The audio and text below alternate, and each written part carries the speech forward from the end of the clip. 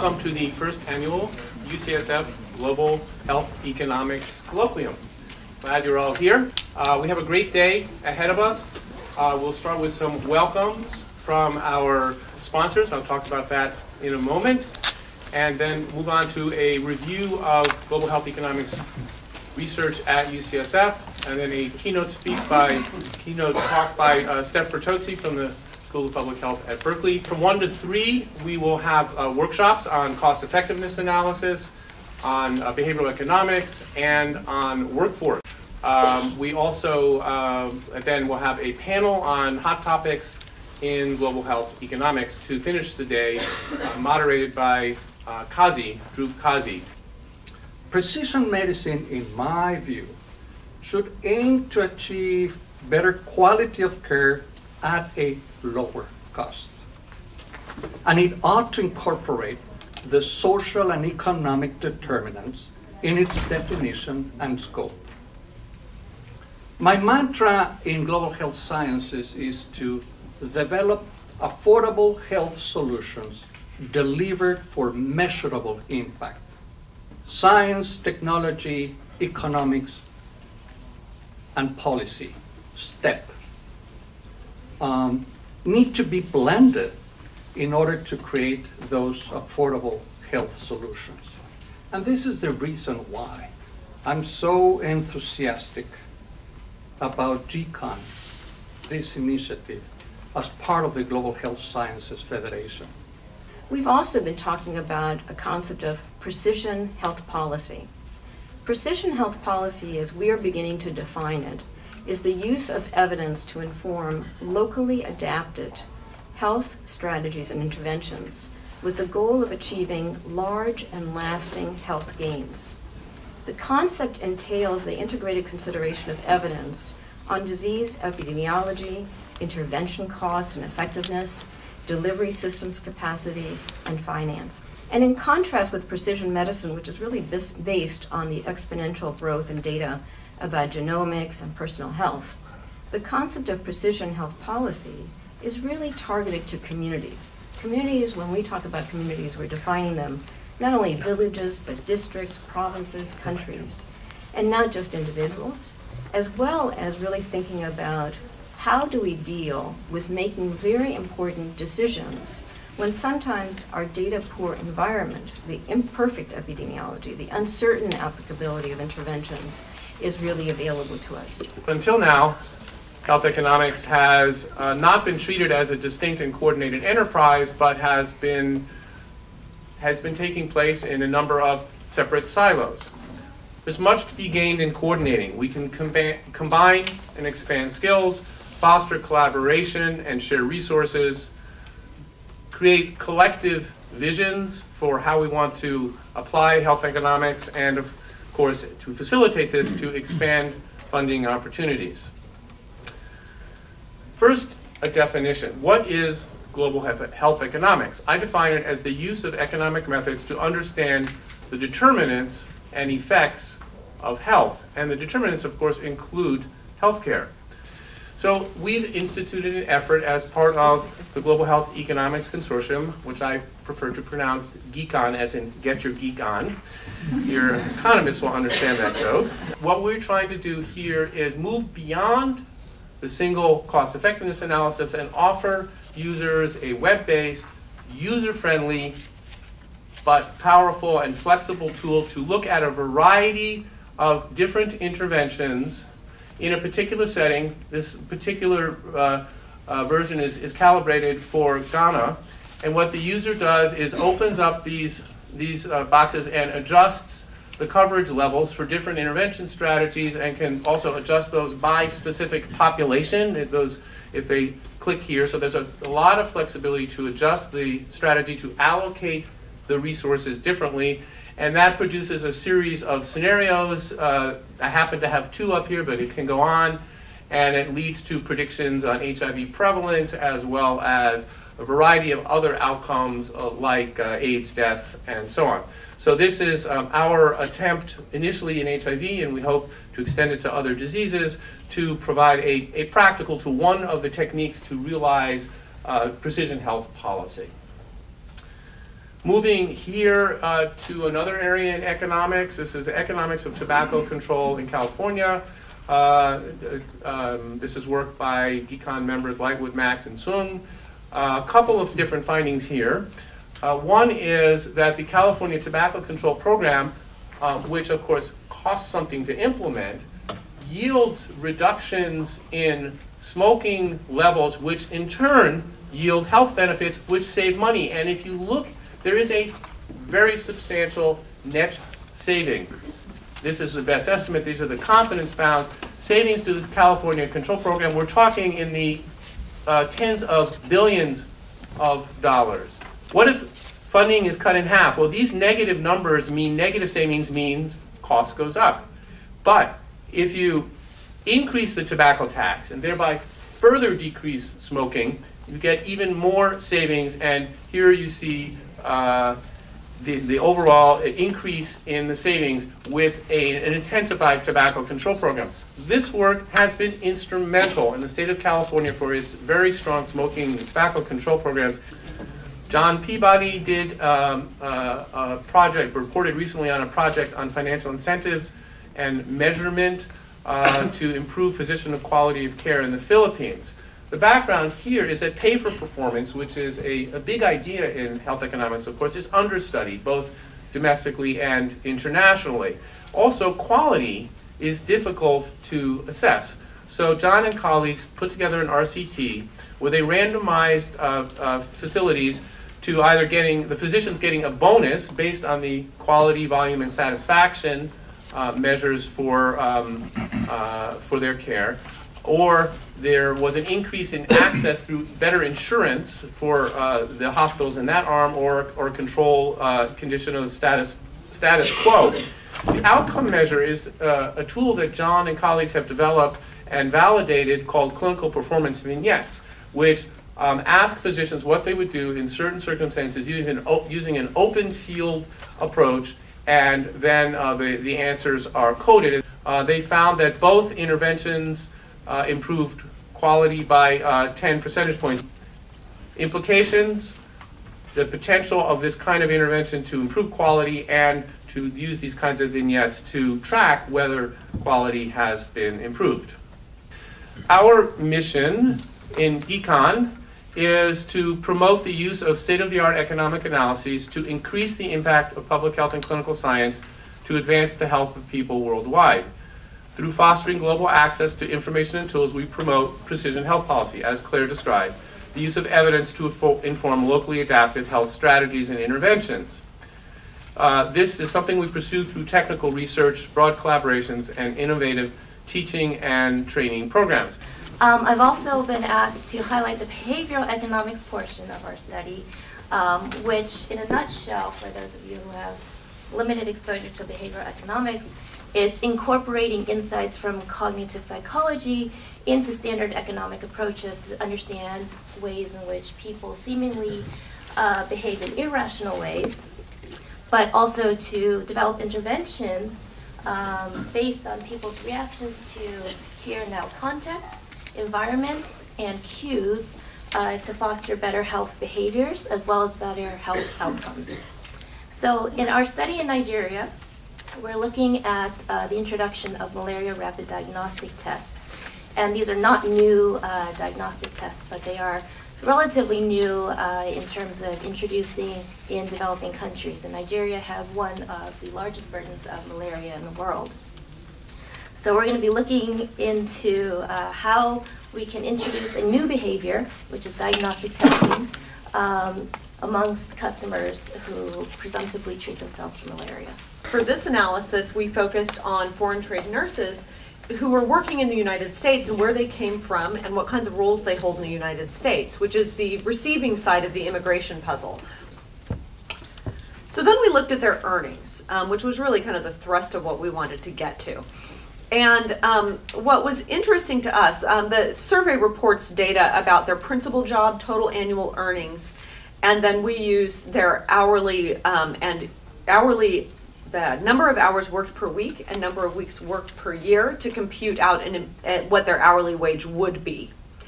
And so we have both of those numbers here, and they are asked to report that for their primary nursing job as well as their other nursing positions. So as you can see here, interestingly, U.S. nurses are reporting lower annual earnings, and you might say, well, maybe the U.S. nurses are more likely to work part-time, but they also are, their computed hourly wage is lower than all these other nurses, even though they're typically older, except for as comparison to the UK nurses. So what's going on here? You know, are Filipino nurses and Indian nurses so good that we're actually paying them more? They are more likely to have bachelor's degrees, so that is plausible. So we did some multivariate regression work to control for a lot of these other characteristics of nurses. So it has, see, I'm an economist, I have to have the geeky regression table. And so get your geek on. So, you know, here are the data here. Well, when you start controlling for these other characteristics, the first column is a model that doesn't have any variables to control for the job title of the nurse. And then the second column does control for the job title that the nurse holds. So if you don't control for the job title, you find basically that gender, education, experience, and urban residence washes out almost everything for all the internationally educated nurses. In fact, Filipino nurses here have a significant at only the 10% level lower wage, and Canadian nurses might have a significant at the 10% higher wage. So, you know, not a lot of difference once you control for human capital. When you add to that controls for their job titles, then basically the only international effect that holds up is that Canadian nurses are paid at premium. And so these differences in wages are almost entirely human capital differences, which are really important. The good thing about outcomes tables is, as I said, they're transparent. The bad thing is that they have no weighting factor. We have no way to say how much false positives and biopsies are worth avoiding a case of cervical cancer. And everyone generally looks at these tables and says, well, look at that. And they don't have any way of putting it together. So we propose having a single metric, for the first time, really, a single metric that tries to incorporate both benefits and harms, and that metric is known to many of you as the QALY, and this is using the utilities we measure in specific aim 1 to weight the outcomes so that we have single metrics and can use a baseline to then compare all of our outcomes for all the different strategies on the same playing field. We will then also do the economic analyses to help guide policymakers about if they were going to choose a strategy, which one might they choose for their particular setting. Very intrigued with Jim's slide showing how you can use a website to change these parameters to fit it to different settings, and we will take that as a suggestion. The strategies that this is what's great about a colloquium, right? You see things and say, wow, why am I not doing that? And the answer is, I should. Today I'm going to talk about the impact of generic drug policy on drug pricing in Argentina. And the background was that during the early 2000s, Argentina experienced a severe recession, and this resulted in 60% of the country's residents losing their health insurance, and also the prices of drugs skyrocketed at that time. So in response, at the very end of 2002, Argentina passed what's called the generic law. And this was to improve the access to medications for their public. And this was, the law required prescribers to prescribe medicines by their generic name or active principle rather than their brand name. Purpose then was to determine the economic impact of this policy on both brand and generic drug pricing and also utilization. So the analysis for this interrupted time series design is a random effects regression, and we compared those price trends before and after 2003 when the policy was really going into effect. So we did our regression, and our findings in general were that on average over the whole time of the period, both before and after the policy, the overall drug prices rose significantly by 3%. And also over the whole time period, the brand prices rose 21% more than the generics. And then looking at our policy effects, we found that post-policy, the real prices, inflation-adjusted prices of the generics declined by 2% annually. But the post-policy effect was that the brand drugs actually increased by about 1%. So there was a differential effect in prices between the brands and generics. SEARCH stands for Sustainable East Africa Research and Community Health. It's a multinational, multidisciplinary research consortium that was put together to test bold community health interventions to inform policy makers. Our first study is aimed at showing how we can shut down new HIV infections based on the knowledge that antiretroviral therapy stops HIV transmission at an individual level, providing a health benefit for the recipient, but there's equipoise about rolling out antiretroviral therapy everyone globally at the population level. In terms of the role of economics in SEARCH, it is central. Absolutely, from the get-go that we put this consortium together, it was front and center. What we recognized when we realized that we had some tools to begin to end the AIDS epidemic, that it was insufficient to convince the ministers of health that this was the way to go, that we needed to provide data that spoke to also the ministers of finance. The outcome of the collaboration, I don't think our study would have been funded without the robust economic analysis that we had built into the study. The one example that I'm going to take you through briefly today is a project that we did called the Integrated Prevention Campaign in Kenya. In 2008, we partnered with the Ministry of Health, the Ministry of Public Health in Kenya to see if we could help them meet their very ambitious targets for HIV voluntary testing and counseling. They needed to meet 80% voluntary testing and counseling in a specific age range, 15 to 64, and they were very behind on that target. And so this is translating the results that we have. If this type of campaign was implemented nationally in Kenya, using the modeling, we would have $28 million a year in antiretroviral costs saved and 2,200 lives from HIV-related deaths averted. The reason we do health economics is because we're interested in getting better value out of the money that we spend on health, right? It's pretty much that simple. We want value for the money that we spend on health. And even though Jim put global into the topic of my talk, now that I'm back in the US, this is like nirvana for a health economist, because there's no place in the world that comes even close to the inefficiency we have in this country. We spend more money to get less than anywhere in the world by far. I mean, we just waste enormous amounts of money in our healthcare system here. And that means that, boy, we need a lot of health economists. So it's really good that we're breeding them here.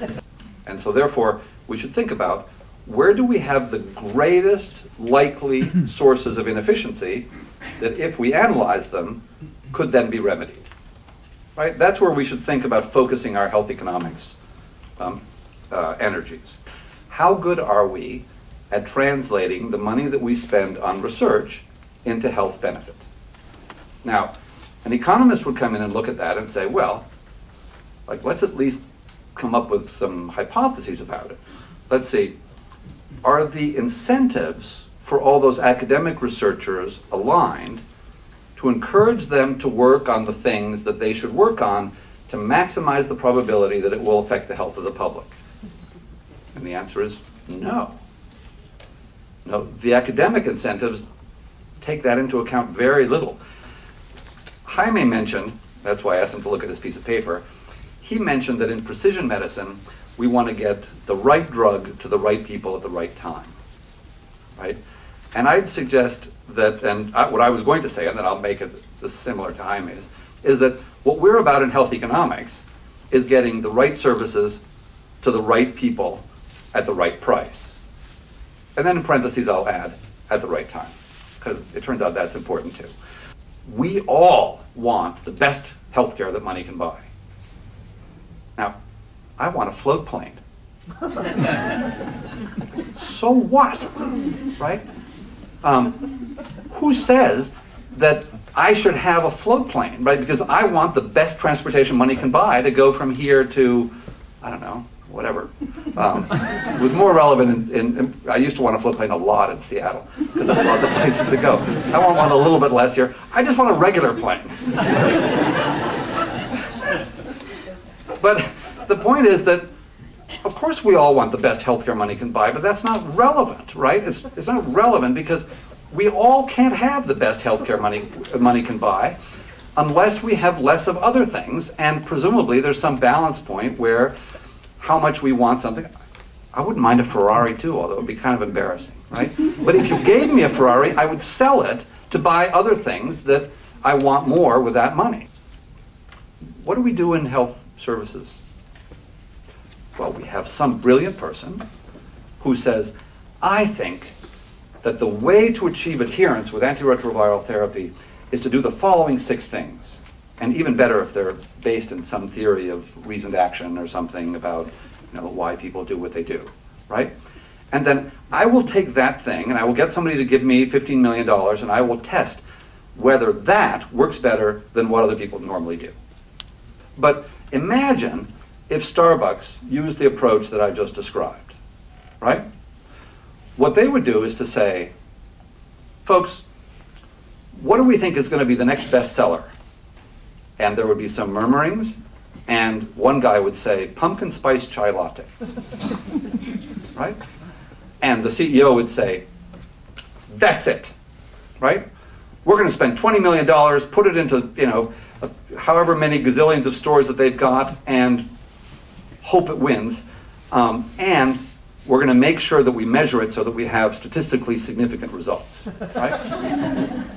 Now, they would go out of business very quickly, because the likelihood that that guy who said pumpkin spice chai latte was the winner is really low, right? Especially because it sounds crazy, right? It turns out it worked, right?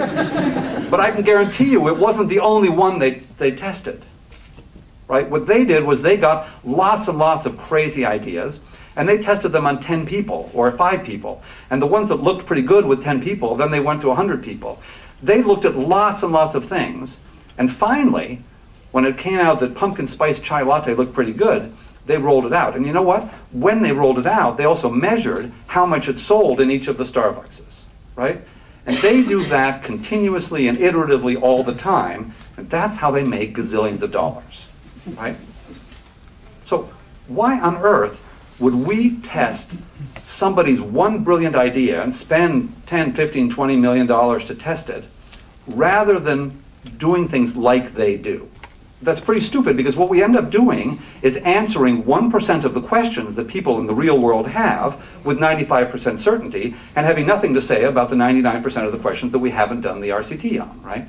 So does that mean that we can't apply rigor to answering some of these questions? No, it doesn't. It just means that we have to apply a different model. It's not the model that was developed to test a drug that we want to apply. And fortunately, like always, economists are the answer.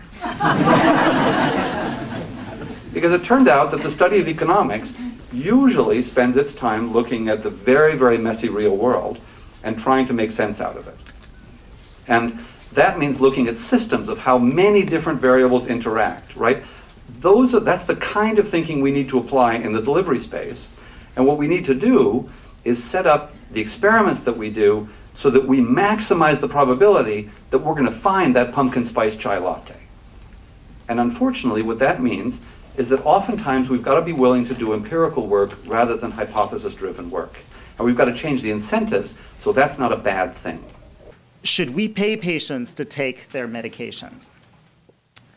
Let me just briefly talk about where I've used incentives and where I've experienced. In the case of the SEARCH trial, we're having difficulty encouraging men to come to the HIV testing campaigns, and what we have done there is to introduce a lottery that anybody who comes to the community health campaign and gets tested and goes through all the activities that take place at the campaign would then be eligible to win a handful of prizes.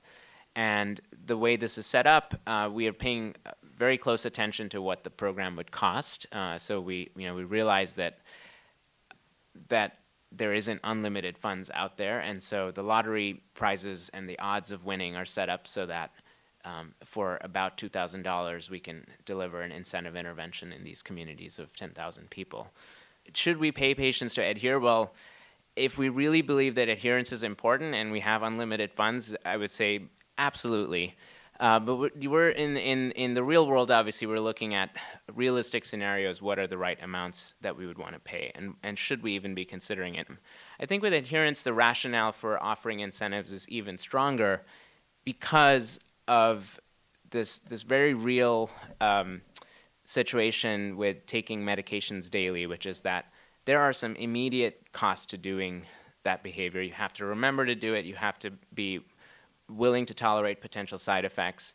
And the benefits of doing that, especially in the case of HIV treatment, beyond the early stage when you see these immediate improvements in your health, when you're talking about somebody who's been on HIV treatment for 12 months or more than a year, the benefits may not be so obvious, and the benefits may seem a little bit further out in the future. Or even the costs of not adhering may seem to be somewhat delayed because you won't immediately feel worse if you don't take them.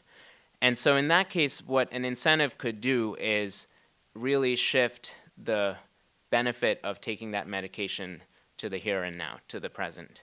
And I think that is one of the compelling reasons why we should be considering paying people to take their medications. But if we're thinking about a nudge, then the question is, are dollar amounts, paying people money, the best approach, or giving people lottery tickets, or giving people food in kind, or text reminders? Often, in many places that we're working now, many people have have cell phones, and there are other approaches to nudging people that may actually be much more cost effective. In the Cairo Declaration, there is actually, in the Program of Action, there is a segment where they say, to the extent possible, incentives and disincentives should not be used. Why? Because people are worried about coercion. Right? So even very small incentives, if someone is credit constrained, becomes more than just a negative price, the income effect starts to become really important. And so we point to what happened in the mid-1970s. For a couple of years in India, there were incentives that were being used for sterilization. And that has had a really long arm of, even 1994, people were saying we shouldn't think about incentives anywhere.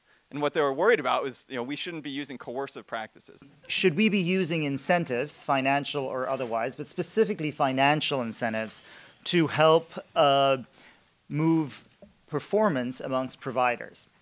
And so the question was, should we pay providers based on performance, or should we rely on their intrinsic motivation to do the right thing? I think the practice of medicine, I'm not going to make a case for that it's an art, but certainly it's a process in which you prioritize things. Even if you have a relatively sort of low volume clinic, you still prioritize things. You never address everything with every patient at every visit. And so an incentive to do X or Y perverts that process of prioritization. So like if you say to me, if you get a hemoglobin A1C of under 6 for all your patients, you're going to get a bonus. Well, even though it's good for all patients to have a hemoglobin A1C less than 6, for a given person on a given day, that may not be their most important issue. That guy may have a hemoglobin A1C of 6.5, but be using methamphetamines heavily. And it would be better for me to address the meth use than to tighten up the diabetes further. So the next question is, do we need a standardized cost effectiveness threshold? By the power invested in me by Kazi, I will reveal later what the cost effectiveness threshold is. I'm not God. I'm not even a health economist, which is just one step below God. So, I don't know where. So let me just say again what the, what the threshold represents, because maybe some of you are not, this isn't your main area of work. So if I have two strategies, strategy A is better and it costs more. Strategy B is not as good and it costs less. And I get some incremental cost effectiveness ratio, $30,000 per quality. What that means is that's how much more I pay to get an additional quality adjusted life year. And so the question is, how much are you willing to pay? And it's a value judgment. It represents your willingness to pay for health. I would never put forth the idea that cost effectiveness should be the only criteria in terms of whether you offer or do some service. So there are ethical, there are reasons that you might offer something, or social justice reasons, et cetera, that could completely trump cost-effectiveness considerations. But in situations where that's not true and you're really just worrying about value, or you're getting your money's worth out of doing something, when you're in the situation where you have a particular decision maker like the National Health Service, then you can see that it would be useful to have a consistent threshold, which they do have a range at any rate, so that you could judge things along the same criteria and think clearly about the opportunity costs when you adopt something. What does that mean that you're going to give up?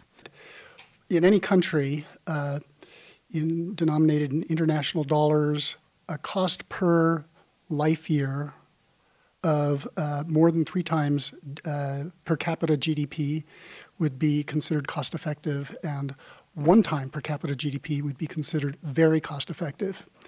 And you see many papers, my name is on some of them, that say things like intervention A was found to cost, whatever, $300 per DALI averted.